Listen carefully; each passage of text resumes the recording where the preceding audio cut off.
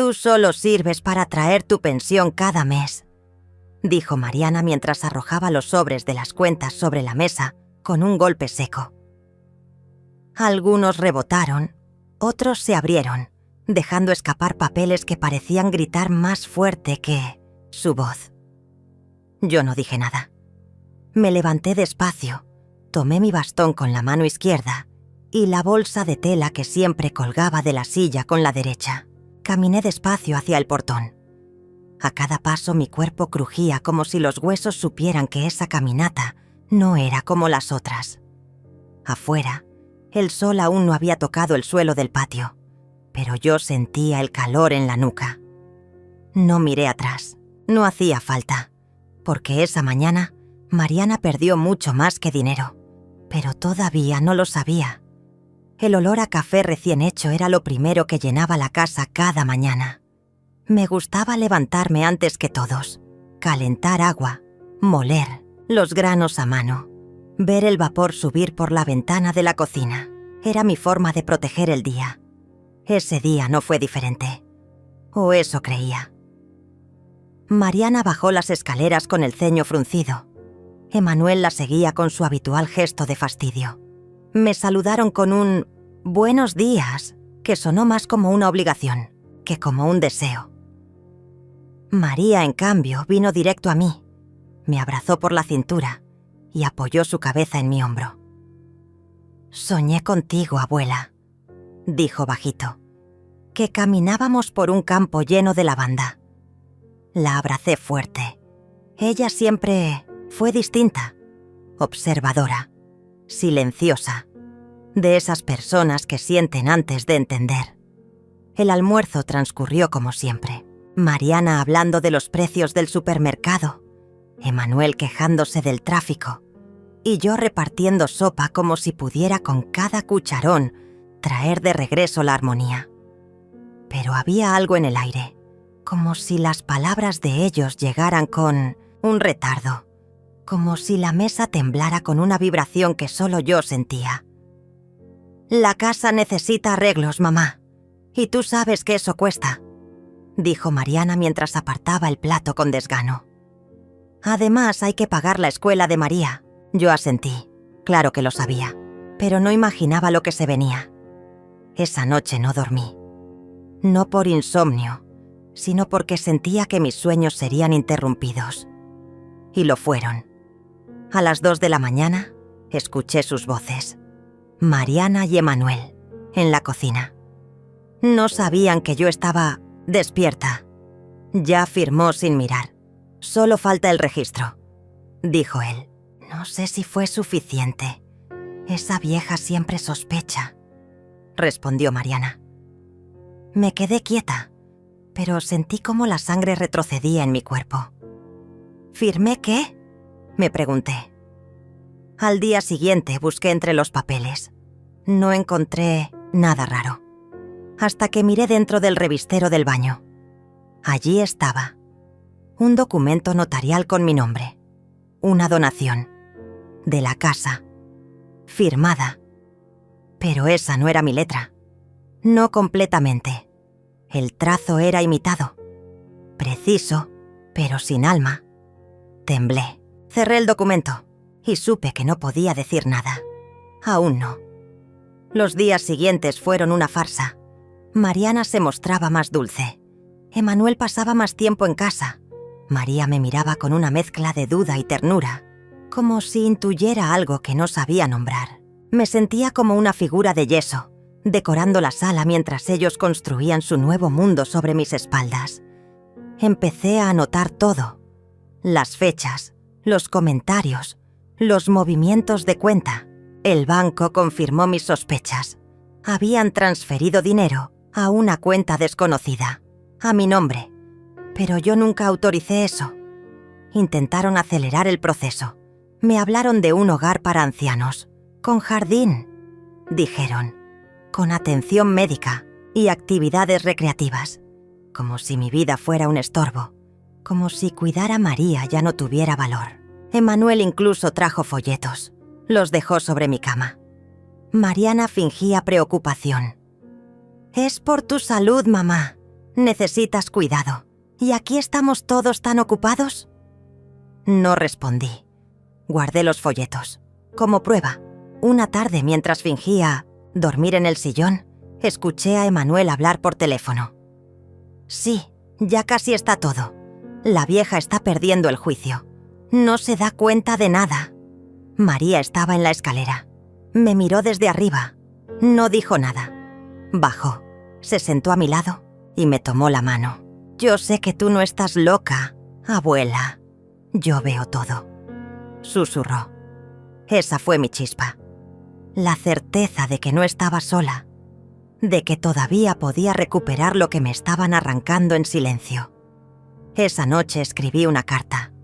Para Carlos, un viejo, amigo de Alfredo, mi esposo fallecido. Abogado, de los de antes, honesto. Le conté todo, le pedí ayuda.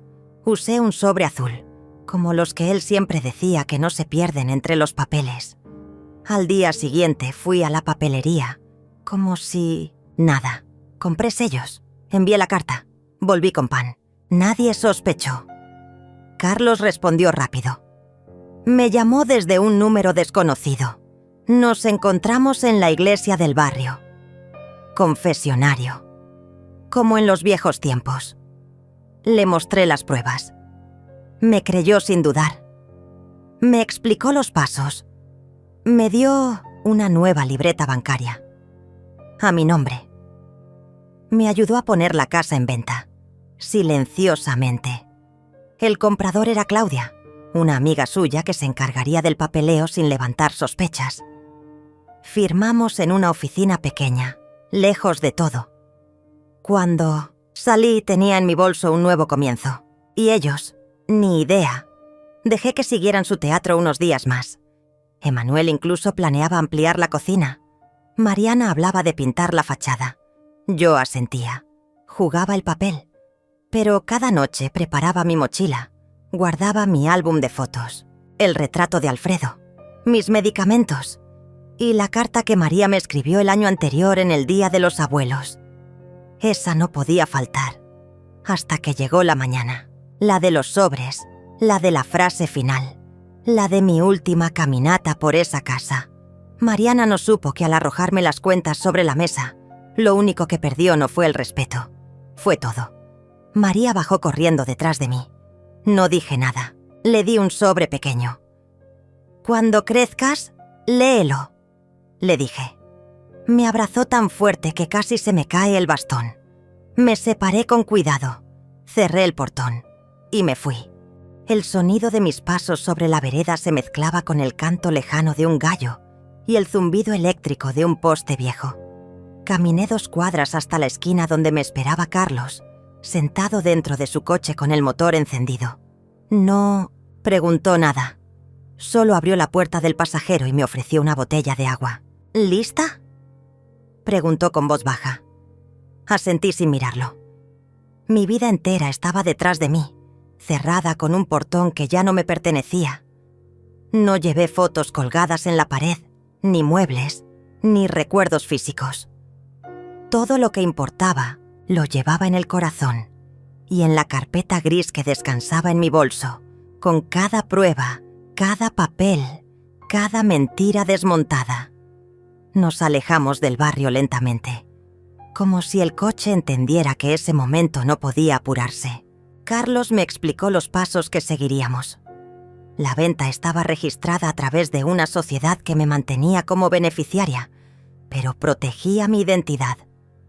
Emmanuel y Mariana no encontrarían rastros. No podían hacer reclamos. Legalmente, la casa nunca fue suya. Solo una ficción construida sobre una firma falsificada. Y esa ficción se había desmoronado sin ruido. Al llegar a la pequeña casa que él me consiguió en las afueras, sentí por primera vez una calma extraña. La fachada era modesta, con ladrillos a la vista y un rosal que alguien había olvidado podar. Me dio la llave con una cinta roja. No dije nada. Entré. El olor a madera y encierro me golpeó primero. Después vino el silencio. Uno limpio, sin voces que pesaran. Dejé mi bolso sobre la mesa, me senté en la silla más cercana y cerré los ojos.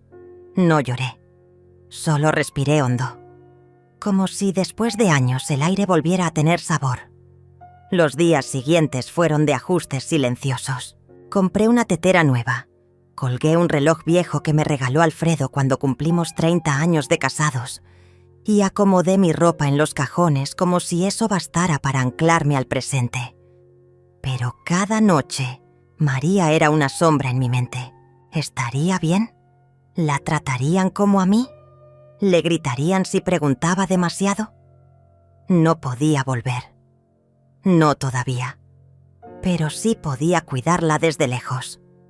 Carlos me ayudó a abrir una cuenta a su nombre, con fondos para María. En una carta que le dejé sellada, le expliqué todo.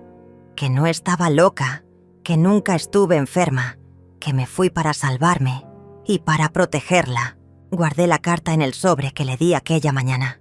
Sabía que ella no lo abriría aún, pero lo haría cuando el momento llegara. Mientras tanto, Mariana y Emanuel comenzaron a notar mi ausencia. Al principio debieron haber celebrado.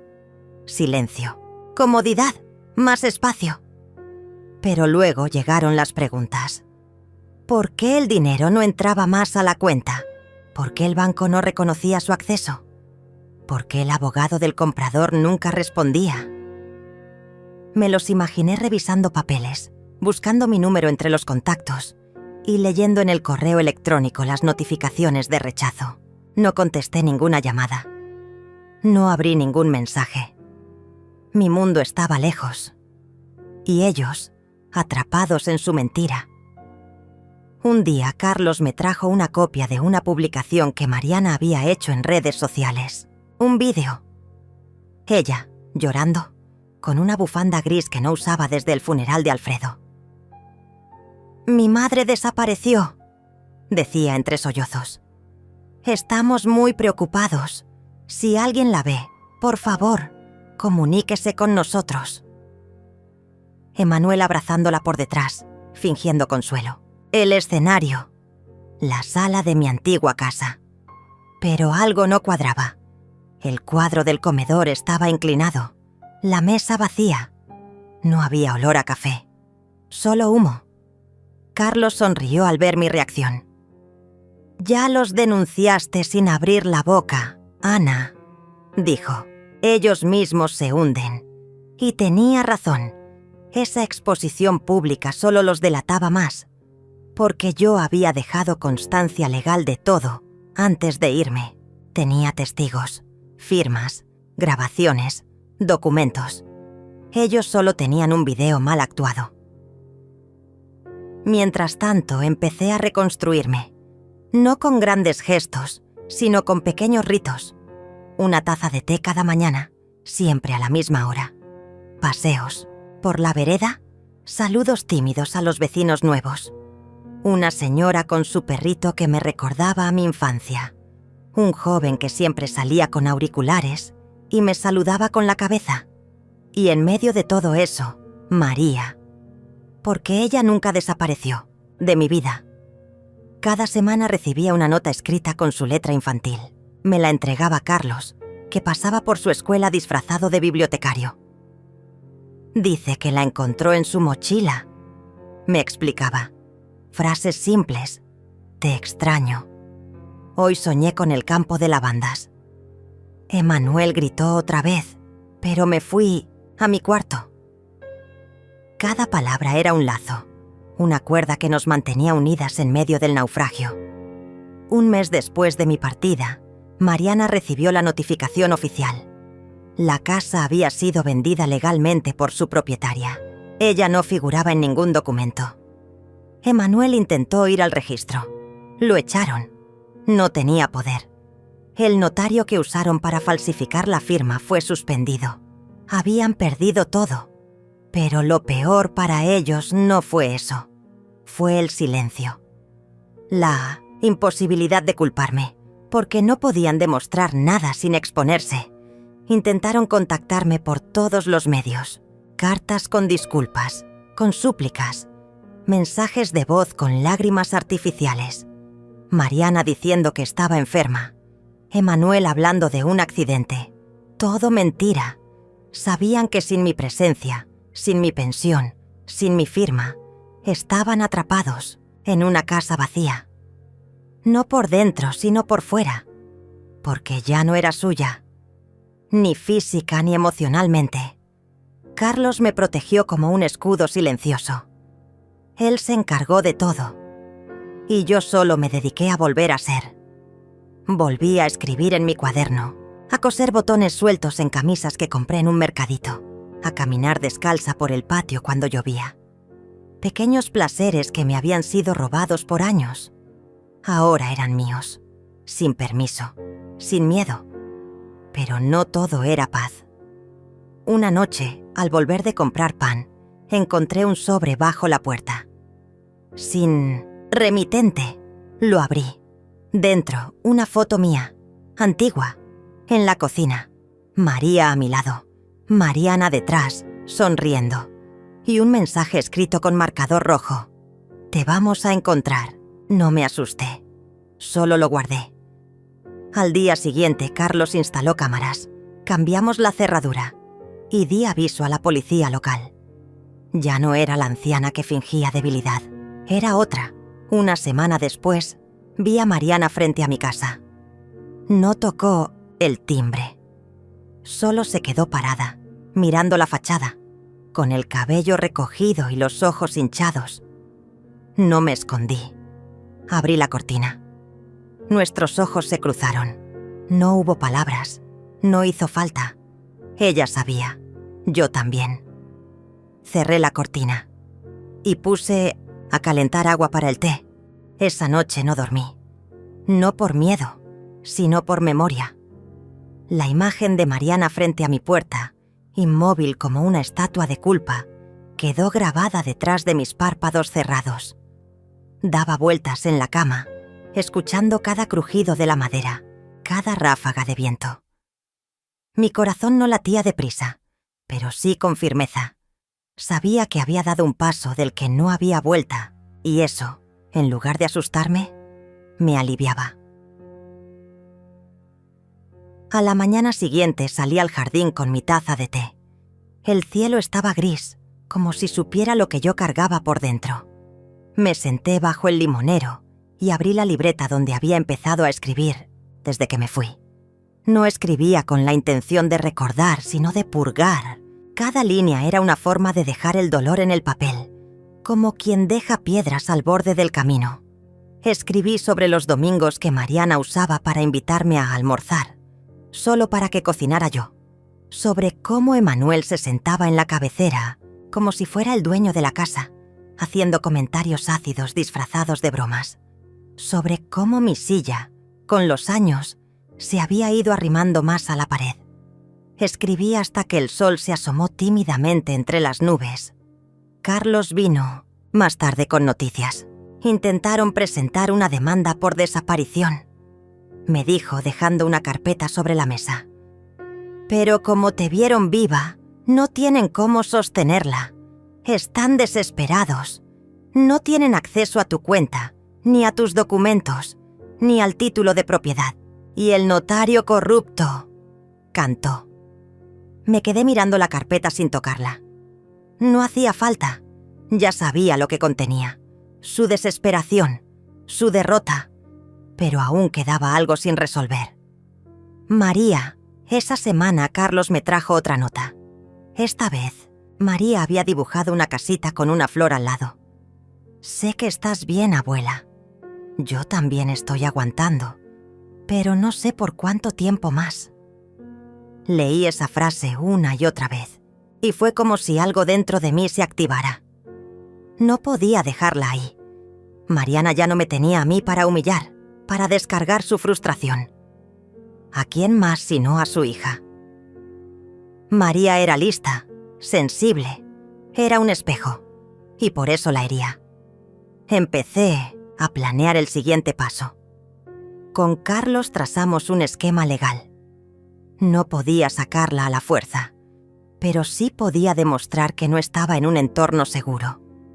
Revisamos las leyes de custodia, las reglas escolares, las notas médicas. Toda madre que miente sobre enfermedades, falsifica firmas y manipula registros bancarios está lejos de ser confiable. Y yo tenía las pruebas. Todas. Durante un mes, reunimos documentos, declaraciones y grabaciones. Carlos contactó a una amiga abogada que se especializaba en casos de tutela de emergencia. Iniciamos el proceso en silencio, sin anuncios, sin movimientos visibles. Mientras tanto, yo seguía mi vida como si nada, podando rosales, cocinando galletas de limón que aprendí con mi abuela, escribiendo cada noche en mi libreta. Pero cada palabra era un ladrillo más en la pared que me protegía. Un viernes por la tarde, mientras llovía suave, recibí una llamada. Era del colegio de María, una psicóloga. ¿Usted es Ana?, preguntó con tono neutro. Su nieta dejó esta nota conmigo. Me dijo que si algo le pasaba, debía contactarla. Sentí un nudo en el estómago. La psicóloga leyó en voz alta. Mi mamá me grita por las noches. Me dice que soy igual a ella, que voy a terminar sola y sin valor. No quiero estar ahí más. No lloré. Solo apreté la taza con fuerza. Era la señal, la definitiva. Esa misma noche presentamos la solicitud de tutela. Incluimos todas las pruebas, audios, mensajes, registros de transferencias ilegales, capturas de pantalla, testimonios de vecinas, incluso una grabación donde Mariana amenazaba a María por no recoger la mesa. Carlos entregó todo en mano al juez. La audiencia fue fijada en menos de una semana. Era inusual, pero el caso tenía peso y urgencia. Mariana no lo supo hasta que le llegó la citación.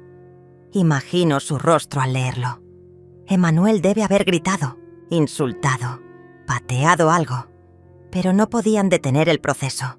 Estaban atrapados por su propia soberbia. Yo, en cambio, me preparé en silencio. Ordené mis documentos, imprimí fotos de María cuando era pequeña, grabé un video donde hablaba de mis motivos, de mi amor, de mi miedo por su seguridad. No como un discurso, sino como una abuela que suplica con dignidad. Todo listo. El día de la audiencia me vestí con la misma blusa azul que usé cuando Mariana se graduó. La planché con cuidado, como si alisar el algodón fuera una forma de enderezar mi historia. Llegamos al juzgado, con Carlos. Mariana ya estaba ahí, con Emanuel a su lado, nerviosa, mordiéndose las uñas. Cuando me vieron se quedaron en silencio. No dijeron nada. Solo bajaron la mirada. Yo los miré de frente. No con odio, con verdad. El juez escuchó los argumentos. Mariana intentó llorar, pero sus lágrimas sonaban huecas. Emanuel habló de estabilidad, de estructura familiar. Pero cada palabra era desmentida por una prueba, una fecha, una firma. Mi video fue proyectado al final, y cuando terminé de hablar, el silencio en la sala fue absoluto. Hasta el juez bajó la vista por un momento. Luego, la sentencia. Hasta que se evalúe con mayor profundidad la situación, María quedará bajo la tutela provisional de su abuela materna, Ana. No grité. No me moví. Solo respiré. Mariana rompió en llanto. Emanuel se fue de la sala, sin mirar atrás, y yo solo cerré los ojos. María venía conmigo, no como un trofeo, sino como lo que siempre fue. Mi razón. Esa noche, al llegar a casa, María entró en silencio. Recorrió cada rincón. Se detuvo frente al limonero. Me abrazó sin decir palabra, y entendí que todo valió la pena. Encendí la tetera. Preparé 2 tazas. Le serví una con miel. Nos sentamos frente a frente. ¿Estás bien?, le pregunté. María asintió. Te soñé muchas veces acá, igualito a esto. Le sonreí, y por primera vez en mucho tiempo, Sentí paz. Pero también sabía que el conflicto aún no había terminado. Mariana no se rendiría tan fácil. Aún quedaban sombras, y yo debía proteger esa luz. Las primeras semanas con María fueron dulces y silenciosas, como un cuaderno nuevo. Cada día traía un gesto tímido, una palabra compartida, una rutina naciente. Desayunábamos en el jardín. Le preparaba su pan con mantequilla como le gustaba, cuando era pequeña, y ella me acompañaba a recoger limones como si fuera un ritual secreto. La casa volvía a tener música, risas bajas, libros desordenados sobre la mesa, pero también había sombras, esas que no se ven pero se sienten en el aire, como el eco de una tormenta que aún no termina de irse. Una mañana, María bajó las escaleras con el celular en la mano. Lo dejó en la mesa sin decir nada. Yo la miré y ella solo susurró: «Está publicando cosas sobre mí». Tomé el celular. En la pantalla, una publicación de Mariana. Una foto antigua de ella con María en brazos, acompañada del texto: «Madres que luchan aunque se las arranquen». Del alma: «Mi hija está secuestrada. Pronto volverá a casa, donde pertenece». Leí cada palabra como quien lee una amenaza disfrazada de amor. Sabía lo que estaba haciendo, jugando con la lástima, abriendo el camino a la guerra pública. Los comentarios no tardaron en llegar. «Fuerza, mamá valiente. No hay dolor más grande que te quiten un hijo. ¿Y la justicia? ¿Dónde está?». Algunos mencionaban mi nombre, otros me insultaban sin conocerme. Vi hasta un video donde Mariana lloraba frente a una cámara, diciendo que yo estaba manipulando a su hija, que tenía problemas mentales, que quería vengarse de ella desde hace años. Usaba mi pasado como arma, mis terapias después de la muerte, de mi esposo, mi aislamiento, incluso una vieja caída que tuve en la cocina. Cada detalle usado como daga. Carlos me llamó alarmado. «Ya lo están compartiendo en grupos de padres. Hasta contactaron a una periodista local. Quieren convertirte en la bruja del cuento». Pero yo no respondí. No todavía. No era el momento. Aprendí con los años que quien grita primero es quien menos razón tiene. Lo mío sería más lento, pero definitivo. María empezó a tener miedo de ir al colegio. «Todos creen que estoy aquí obligada», me dijo una tarde, con los ojos húmedos. «Me miran como si yo fuera parte de una novela». Le acaricié el cabello y le respondí con firmeza: «Vamos a cambiar la historia, mi amor. Pero necesitamos tiempo». Y verdad, esa noche empecé a grabar todo. Cada palabra que Mariana enviaba por mensaje, cada publicación que borraba a los minutos, cada llamada en la que se victimizaba con antiguos amigos. Abrí una carpeta en la nube. Guardé capturas de pantalla, grabaciones, listas de testigos. Carlos me enseñó a usar un software para registrar la metadata de cada archivo. Aprendí rápido. Me volví una cazadora con memoria perfecta. Un domingo, alguien tocó la puerta con insistencia. No esperábamos a nadie. Miré por la ventana. 2 policías. Mariana estaba detrás, fingiendo llorar. Abrí sin miedo. «Buenas tardes, señora Ana. Hemos recibido una denuncia de secuestro», dijo uno de ellos, revisando una hoja. «¿Una denuncia?», pregunté sin moverme del marco. «Mi nieta está bajo tutela legal otorgada por el juzgado. Tengo los documentos, en orden. ¿Desean verlos?». Mariana intentó avanzar, pero la detuve con una mirada. «María está bien. No tienen derecho a llevársela. Pero queremos hablar con la menor para constatar que todo esté bien», agregó el otro. Llamé a María. Bajó las escaleras con paso firme. «Estoy con mi abuela por decisión propia. Y estoy bien. No quiero irme con mi madre». Los policías se miraron. Uno de ellos pidió disculpas y se retiraron. Mariana gritó desde la vereda. «Estás envenenando a mi hija, pero la justicia me la va a devolver». Cerré la puerta sin decir nada. Solo puse el cerrojo y anoté la hora exacta del incidente. A los pocos días, Mariana publicó otro video. Esta vez, con Emanuel a su lado, fingiendo una calma que no tenía. Hablaban de mí como si fuera un caso psiquiátrico, una abuela obsesiva. Mostraban fotos editadas, documentos incompletos, incluso una imagen vieja de mi libreta, donde había escrito cosas personales, como si fuera prueba de inestabilidad. Todo editado, todo manipulado. Carlos me llamó de inmediato. «Tenemos que responder». Ya pasaron la línea, pero yo no quería responder con otro video, ni con palabras. Quería responder con acción. Y lo hice. Contacté con una periodista que conocía desde hace años. Una mujer íntegra, seria, que sabía investigar antes de hablar. Le entregué todo. Las pruebas, los audios, los documentos legales, incluso el testimonio de María grabado con su consentimiento. Ella trabajó en silencio durante una semana y cuando publicó su reportaje, titulado «La otra cara del silencio», todo cambió. El artículo explicaba todo. Cómo Mariana había falsificado documentos, cómo Emanuel había transferido dinero de mi cuenta, cómo intentaron declarar mi invalidez mental con certificados falsos. Explicaba mi decisión de proteger a mi nieta. Y lo hacía con elegancia, sin sensacionalismo. Solo verdad. Las redes que antes me señalaban empezaron a callar. Algunos borraron sus comentarios, otros pidieron disculpas. La periodista fue entrevistada en la radio.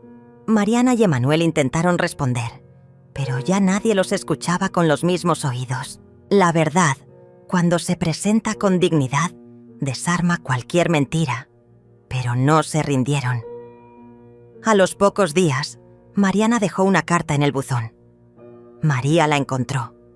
Estaba escrita con letra temblorosa, llena de frases como «Yo te parí, me quitaron todo, tu abuela te llenó la cabeza de odio». María la leyó en voz alta y luego me miró. «¿Puedo quemarla?», me preguntó. Le extendí una cerilla.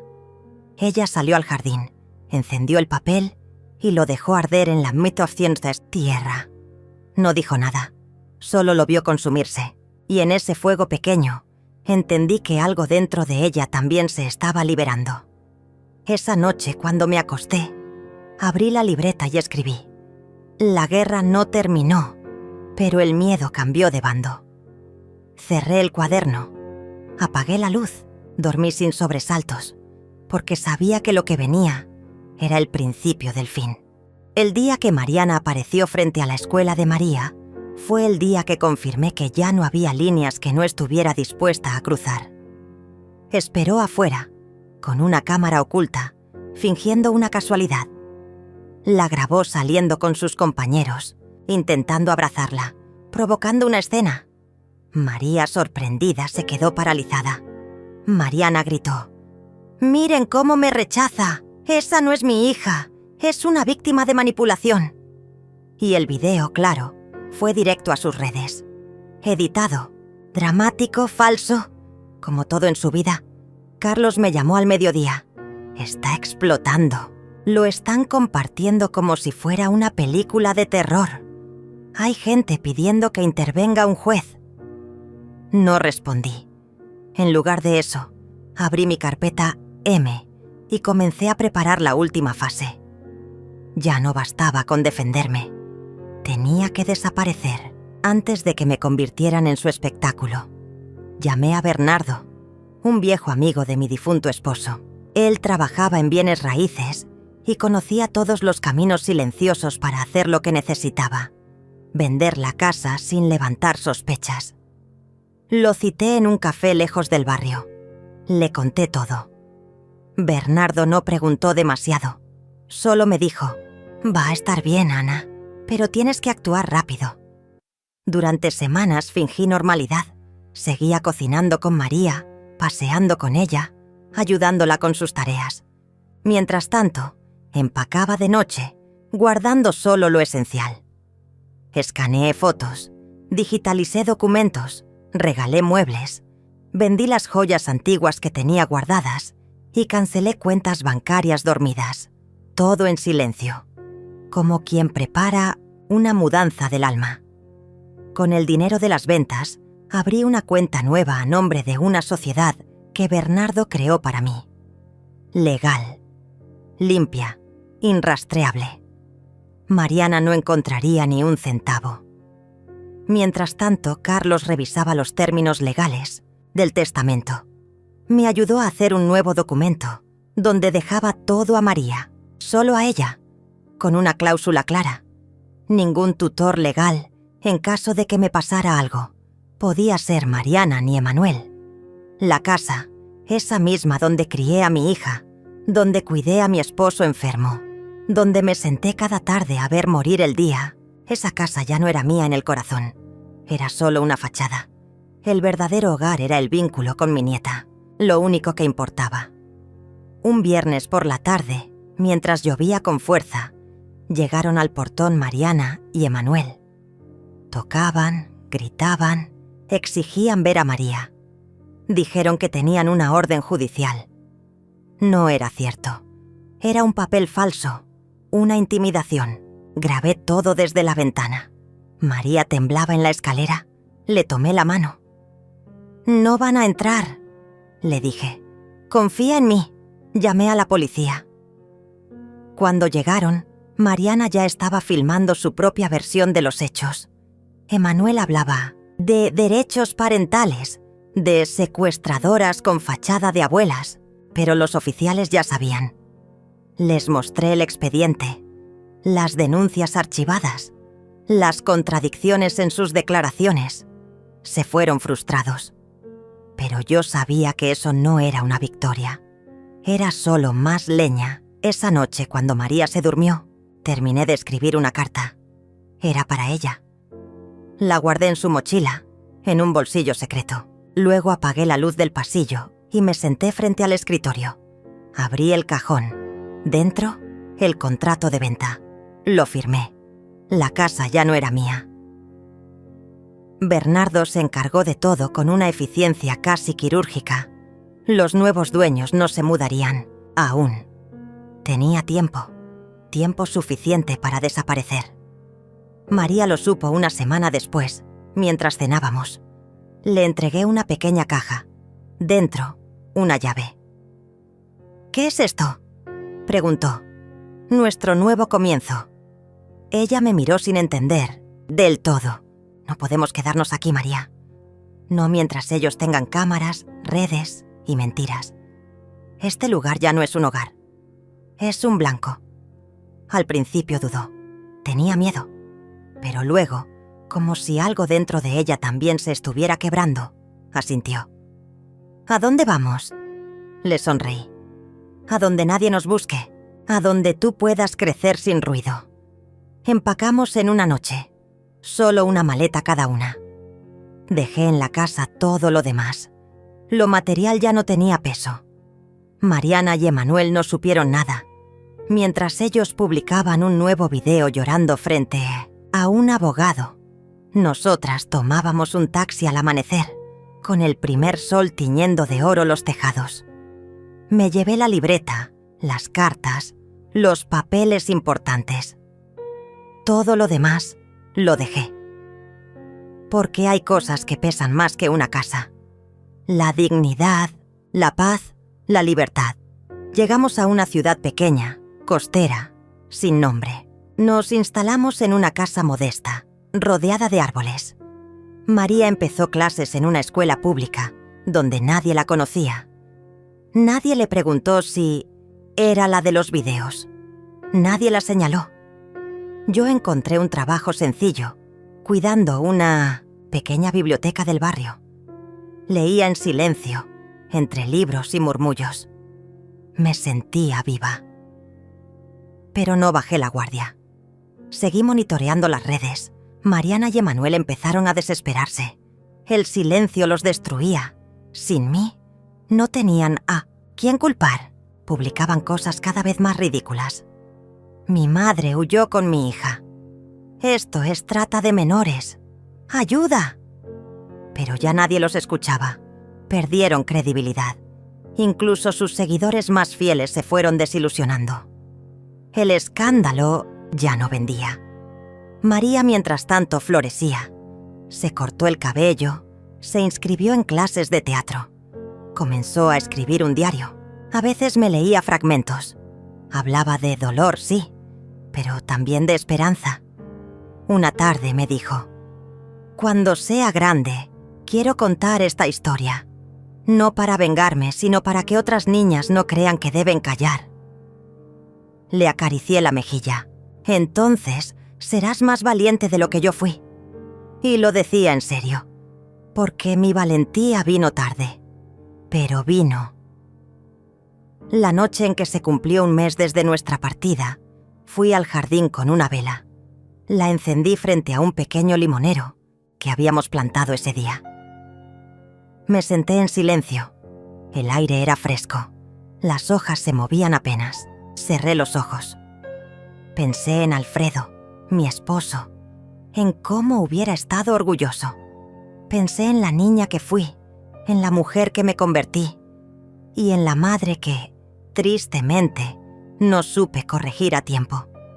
Pero sobre todo, pensé en el futuro, un futuro sin cámaras escondidas, sin gritos detrás de puertas, sin cartas manipuladoras, solo nosotras dos, y una paz que nadie podría quitarnos.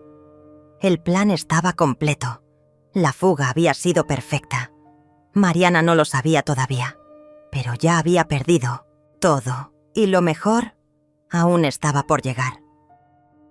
El día comenzaba como tantos otros desde que nos habíamos mudado.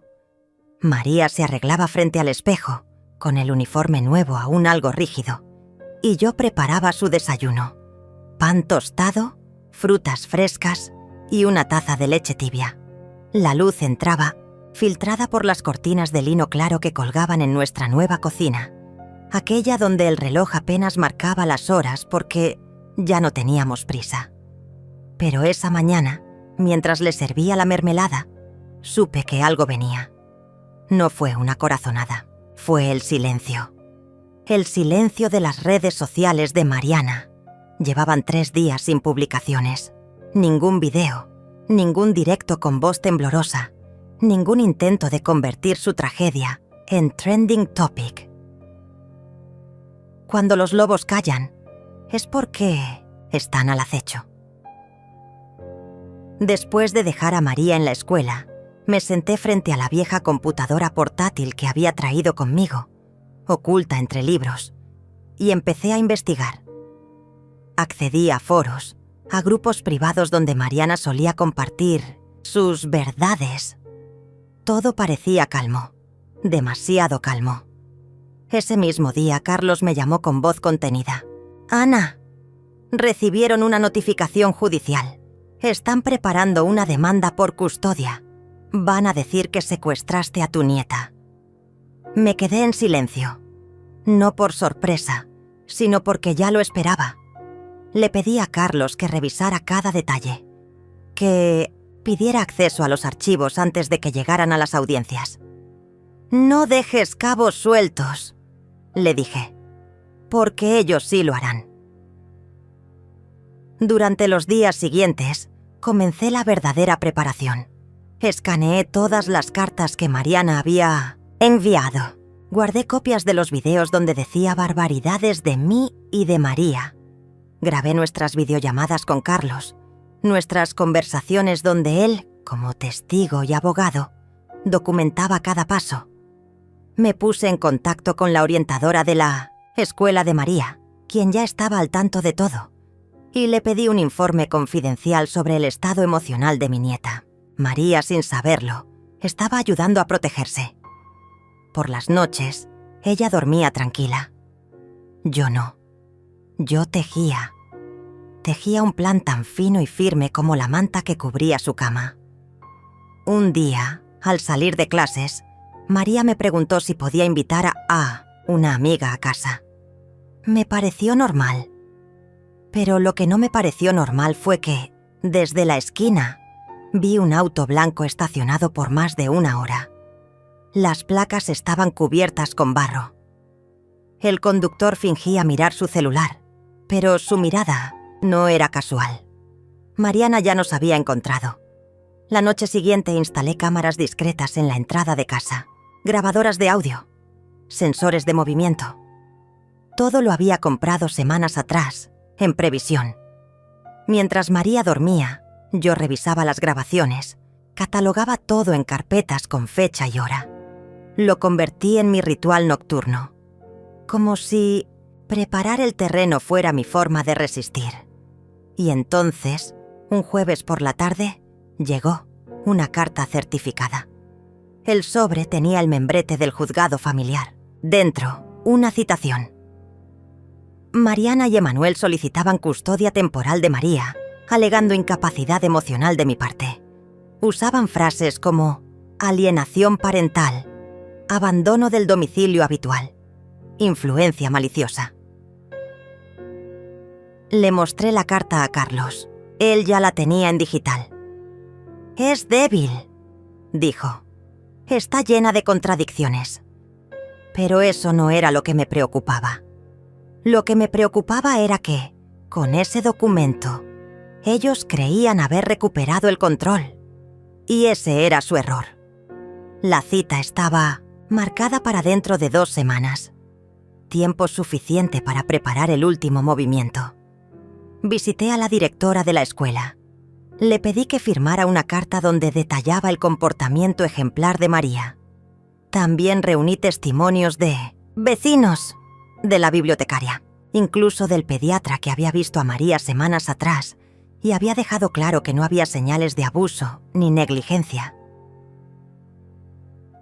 A Mariana y Emanuel les quedaba solo un recurso: el show, y lo montaron. 2 días antes de la audiencia, Mariana publicó un video donde lloraba desconsolada en un parque. Decía que yo las había engañado, que solo quería proteger a su hija, que era víctima de una madre manipuladora y cruel. Emanuel, a su lado, con voz de mártir, hablaba de volver a unir a la familia. Todo era tan falso que daba vergüenza ajena. Pero no subestimé el poder de la imagen. María lo vio, lloró. No por pena, sino por rabia. ¿Por qué fingen quererme si ni siquiera recuerdan que me gusta desayunar? No supe qué responder. Solo la abracé y le prometí que esa sería la última vez que tendría que verlos actuar. La mañana de la audiencia, me vestí con un abrigo azul marino. Recogí el cabello con firmeza. María llevaba un vestido blanco, sencillo, pero firme. Sus ojos tenían la misma luz que los de su abuelo cuando iba a declarar en su trabajo. Serena, firme, sin miedo. Entramos juntas al juzgado. Mariana y Emanuel ya estaban allí, vestidos como si fueran a una boda. Mariana con maquillaje corrido, Emanuel con una carpeta llena de hojas mal impresas. Pero yo tenía algo mejor. Tenía la verdad. Durante la audiencia, su abogado intentó pintar un cuadro de abandono y manipulación, pero cada afirmación fue desmontada. Carlos, meticuloso, presentó cada documento: informes escolares, grabaciones, videos, correos. Cada vez que Mariana intentaba hablar fuera de turno, el juez la reprendía. Y entonces, el juez pidió hablar con María en privado. Yo me quedé afuera. Esperé en silencio. No oré, no recé, solo confié. Cuando salió, el juez tenía otra expresión y Mariana por primera vez bajó la mirada. La custodia quedó en mis manos, legalmente, definitivamente. Y Mariana y Emanuel recibieron una restricción de acercamiento. No podían contactar a María bajo ninguna forma.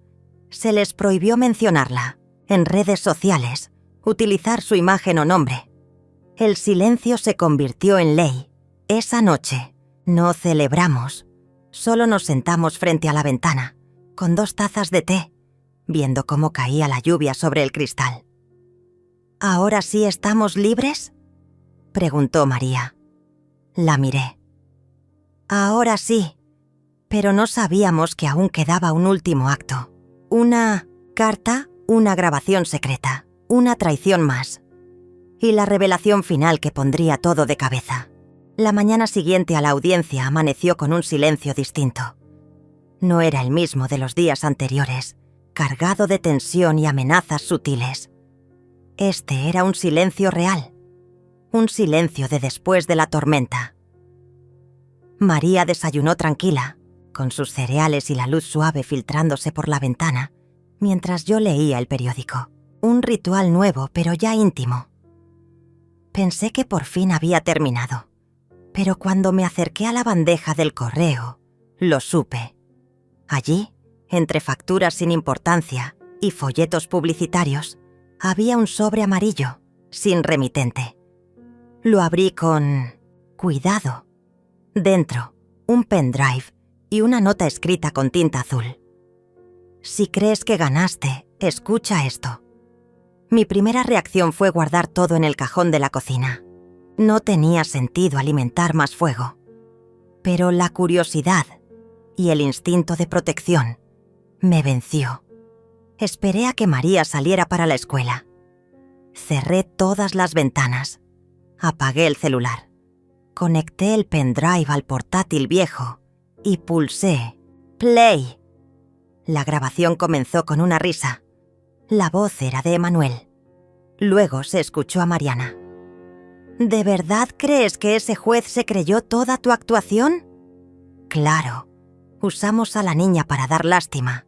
Con esa historia de que la abuela la manipulaba, tuvimos medio caso ganado. Sí, pero la mocosa se nos fue de las manos. No importa, vamos a usar las redes, vamos a hacerla quedar como loca.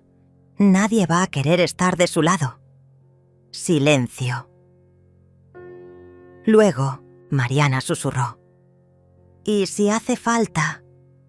Pues que desaparezca, como desaparecen las viejas en los noticieros. Nadie las busca. Mi cuerpo se quedó inmóvil. No por miedo, sino por certeza. Ellos eran capaces de todo. Volví a escuchar la grabación, esta vez tomando notas, marcando cada minuto, cada frase, cada susurro. El archivo tenía metadatos, fecha, lugar. Había sido grabado en su antiguo apartamento, días antes de que yo y María nos mudáramos. No sabía quién lo había enviado, pero ahora tenía la prueba que faltaba. Esa tarde llamé a Carlos. Le pedí que viniera. Escuchó todo conmigo, con los codos apoyados sobre la mesa de madera que había pertenecido a mi madre. «Esto es más que suficiente», dijo. «Podemos denunciar por amenazas, por conspiración, incluso por incitación a la violencia». «¿Y si no lo hacemos todavía?», pregunté. Carlos me miró con desconcierto. ¿Quieres esperar? Quiero que caigan por sus propias palabras, no por las nuestras. Durante los días siguientes, Mariana y Emanuel empezaron su campaña final. Publicaron un video en una cuenta nueva, donde decían que la justicia había sido comprada, que yo había manipulado a María, que la estaba aislando. Lloraban, suplicaban, mostraban fotos viejas como si fueran actuales. Hicieron un live donde Emanuel simulaba estar al borde del colapso, repitiendo que temía por la seguridad de su hija. Lo que no sabían era que el canal desde donde transmitían había sido reportado por decenas de personas, incluyendo abogados y periodistas que Carlos había contactado.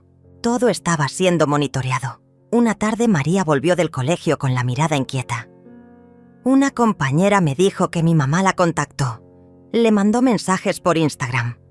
Mariana había roto la orden judicial. No solo eso, había usado a menores para tratar de manipular el entorno de su hija. Esa misma noche, Carlos redactó la denuncia. Al día siguiente, la policía fue hasta la casa de Mariana y Emanuel. Les requisaron los dispositivos. Les notificaron la apertura de un nuevo proceso. La jueza, al recibir los informes, endureció la orden. No podían hablar de María en público ni en privado, ni siquiera mencionar su nombre. Fue entonces cuando recibí otra carta, esta vez del canal de televisión local. Mariana había vendido una entrevista. Planeaba aparecer en vivo, contando su versión de los hechos, con fotos manipuladas y documentos falsos. Se presentó como víctima de un sistema corrupto que le arrebató a su hija, pero no contaba con que la producción ya había recibido una copia de la grabación del pendrive. Horas antes de la emisión, cancelaron el programa y Mariana explotó. Subió un vídeo gritando en la calle, llorando frente a un portón cerrado. Dijo que yo había destruido su vida, que María me odiaría cuando creciera, que todo lo que hacía era por amor. Su actuación era grotesca, pero esta vez la gente no le creyó. Los comentarios eran distintos. ¿Y la abuela? ¿Dónde está su versión? ¿Por qué usas a tu hija como excusa? Esto suena muy manipulador. El público ya no era su cómplice, era su juez. Esa noche, después de cenar, María me miró mientras lavábamos los platos. ¿Mamá va a dejar de intentar hacerme daño? Va a cansarse, le dije. Y cuando se canse, se va a dar cuenta de que no tiene nada. ¿Y tú? Yo tengo todo lo que necesito aquí. Ella sonrió. Y en ese momento supe que el final estaba cerca. Faltaba una sola pieza, una que yo había estado guardando desde el inicio. La escritura de la casa de Mariana, años atrás, cuando Alfredo, mi difunto esposo, estaba vivo. Ayudamos a Mariana a comprar el apartamento donde vivía, pero ella, irresponsable como siempre, no había terminado de pagar el préstamo que yo había asumido en su nombre. Legalmente, el inmueble seguía siendo mío. Carlos me ayudó a gestionar la venta. La propiedad fue embargada para pagar la indemnización por daños psicológicos a María. La misma casa desde donde Mariana había insultado, planeado y mentido. Ya no le pertenecía, y no lo supo hasta que recibió la orden de desalojo. Ese día, frente a la puerta de su edificio, con las cajas mal armadas y los muebles en la acera, Mariana entendió que su guerra había terminado. Pero aún le quedaba una última carta, una carta escrita a mano, entregada por un mensajero sin remitente. Decía: «Mamá, no entiendo cómo llegamos a esto. Te juro que quise hacer lo correcto, pero me equivoqué y ahora no sé cómo volver. Solo quiero que me perdones y que algún día María también lo haga». No lloré. Solo cerré la carta y la guardé en el mismo cajón donde estaba el pendrive. No respondí. No esa noche, ni la siguiente, porque la verdadera respuesta vendría con el amanecer. El último amanecer en que ellas serían parte de nuestras vidas. Y entonces, sí, todo habría terminado, o al menos, todo lo que necesitaba ser terminado. La casa estaba en silencio, pero no era un silencio tenso, era un silencio limpio, como cuando se acaba una tormenta y el sol no aparece del todo, pero el aire ya huele diferente. María dormía profundamente. Yo la observaba desde el marco de la puerta, con la taza de té caliente en las manos. Afuera, el viento movía las hojas del limonero. Parecía una canción lejana, y en ese momento entendí que habíamos cruzado el umbral. No quedaba nada que demostrar, ni que gritar, solo había que vivir. Los días siguientes fueron extrañamente calmos. Mariana no volvió a aparecer. Emanuel fue citado a declarar por un caso distinto: evasión fiscal. Los dos estaban bajo lupa, sus redes cerradas, sus supuestos aliados en silencio. Ya no tenían público, ya no tenían narrativa, solo quedaban con el eco de su propia destrucción. Pero aún así, yo no me confié. Hice una última llamada a Carlos. Quiero cerrar todo, oficialmente, y lo hicimos. Reforzamos la custodia de María. Se blindó legalmente todo acceso a nuestra ubicación. Cambié el nombre del titular del terreno donde ahora vivíamos. Estaba a nombre de María, pero con cláusulas claras. Nadie, excepto ella y su tutor legal, podía modificar nada. También cerré mis cuentas bancarias antiguas. Abrí otras, desde cero. Eliminé perfiles, direcciones anteriores, registros públicos. Mi nombre desapareció de los motores de búsqueda, como si nunca hubiera existido. El día que firmé los últimos papeles, salí de la notaría con una paz extraña. Me senté en la plaza frente a la fuente, donde unos niños jugaban con globos. Llamé a Carlos por última vez. «Gracias», le dije. «¿Ya está todo listo?» «Sí, solo falta una cosa». Y esa cosa llegó al día siguiente, en forma de sobre marrón, sellado con cera. Lo abrí lentamente. Era el informe final del juez. La sentencia estaba firme. Mariana y Emanuel no solo perdían la custodia, también se les prohibía toda forma de contacto, directa o indirecta. Además, el tribunal había determinado una indemnización mensual para cubrir la atención psicológica de María. El tribunal dictaminaba que ambos habían ejercido violencia emocional continuada. Era la primera vez que leía mi nombre vinculado a la palabra justicia, sin sentir peso. La justicia no era ruidosa, era firme y definitiva. Esa noche María me abrazó por más tiempo del habitual antes de dormir. «Abuela, ¿ya no nos van a buscar?» «No, mi amor, ya no pueden». «¿Y si mienten otra vez?» «Entonces solo será ruido. Y el ruido no entra si cerramos las ventanas». Ella sonrió con los ojos entrecerrados y se durmió, respirando profundo, como alguien que por fin se siente a salvo.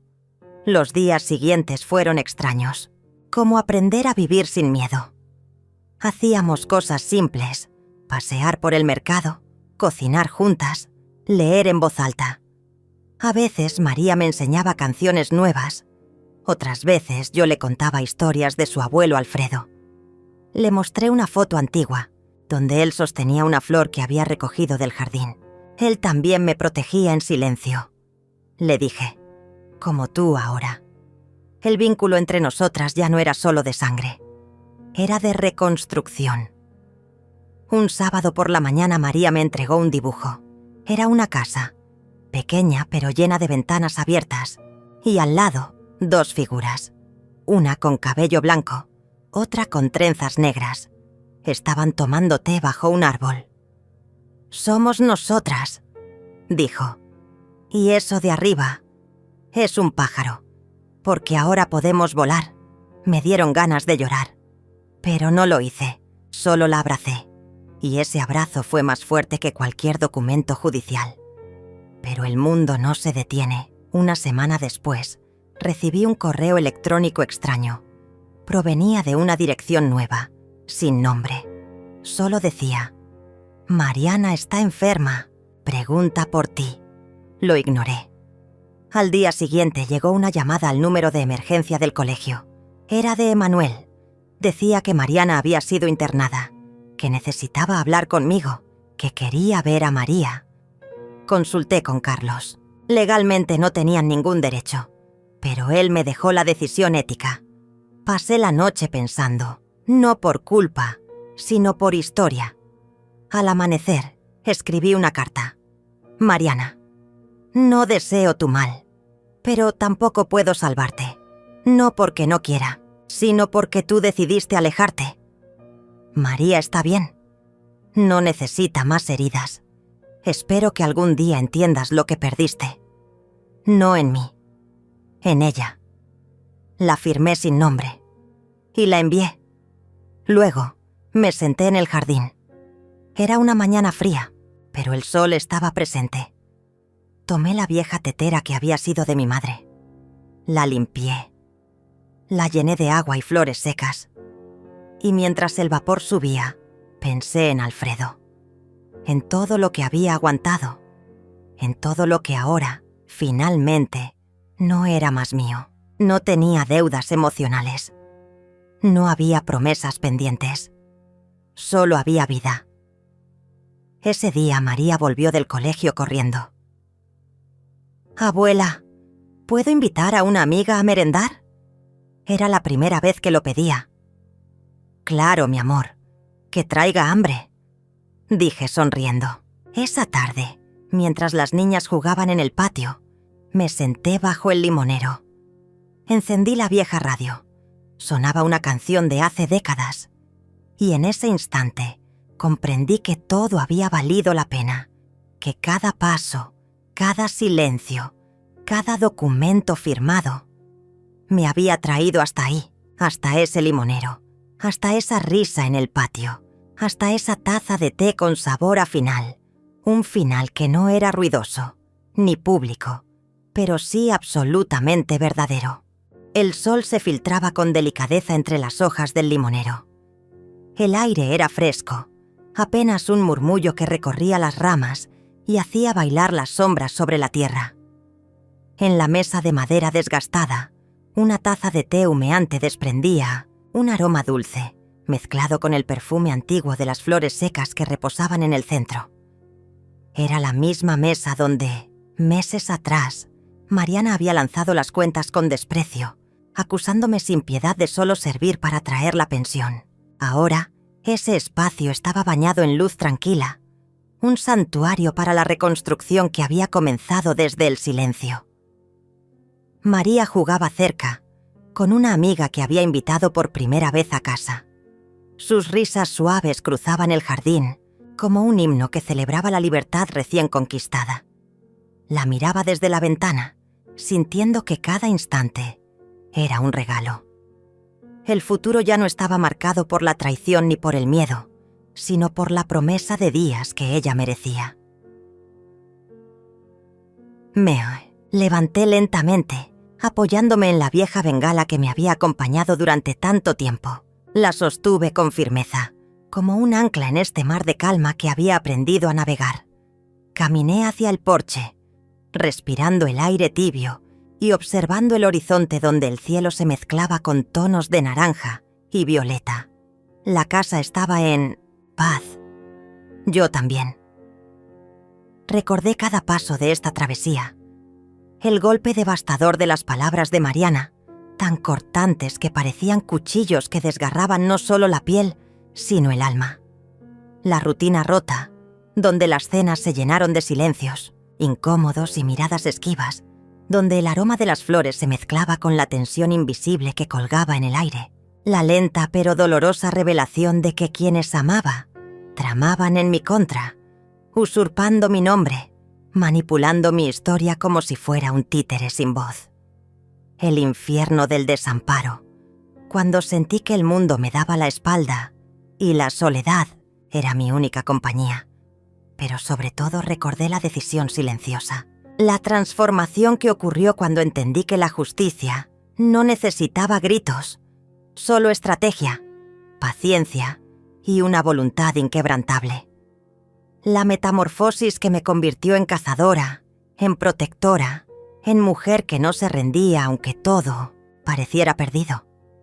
La construcción de un plan invisible que los desarmó sin que se dieran cuenta, el cierre de puertas que creían abiertas, la creación de un nuevo refugio para María y para mí. Y ahora, aquí estoy, en el umbral de un nuevo comienzo.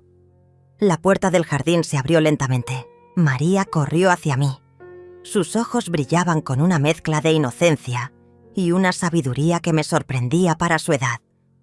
Me abrazó con fuerza, y en ese abrazo sentí toda la fuerza del amor verdadero, ese que no se vende ni se rompe, que resiste tormentas y heridas. «Abuela», susurró, «gracias por no rendirte». No respondí con palabras, solo la abracé más fuerte, sintiendo cómo su corazón latía contra el mío, sincronizados en esta nueva melodía de esperanza. Más tarde, mientras el sol comenzaba a esconderse, encendí la vieja radio y puse una canción que solía cantar mi madre. Las notas llenaron la habitación, resonando como un eco de tiempos mejores y promesas renovadas. Me senté en la mecedora, sosteniendo en las manos un libro antiguo que había encontrado entre los recuerdos. Las páginas amarillentas contenían historias de mujeres que, como yo, habían luchado en silencio para reclamar su dignidad. Pensé en Mariana y Emmanuel, en cómo sus mentiras y manipulaciones finalmente se habían vuelto contra ellos, en la sentencia que cerró el ciclo, en las llamadas y cartas que intentaron romper mi silencio, y en cómo cada uno de sus intentos fue anticipado y neutralizado. Me sentí libre de ese peso, como si un viento fresco hubiese despejado el polvo de un viejo armario, dejando espacio para que entrara la luz. La noche llegó con calma. Apagué la radio y caminé hasta la ventana. Miré las estrellas que empezaban a brillar en el cielo oscuro. En ese momento comprendí que la victoria no era un grito en la plaza pública, ni una batalla ganada con violencia. Era un renacer en la intimidad, una reconstrucción profunda y silenciosa. Era tomar el control de mi historia y escribirla con la tinta indeleble de la verdad y la fuerza.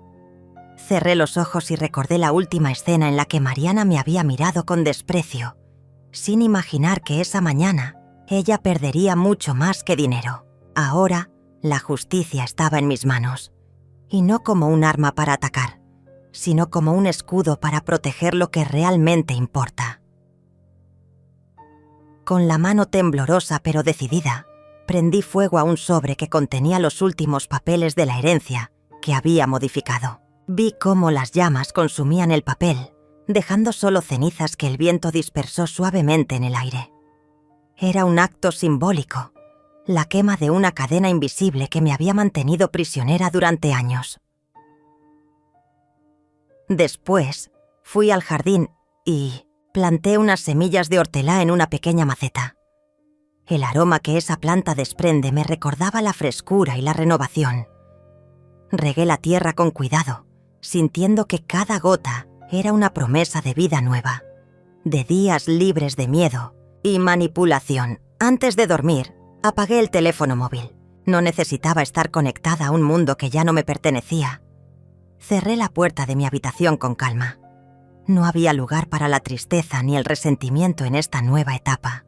Solo paz, solo fuerza, solo amor.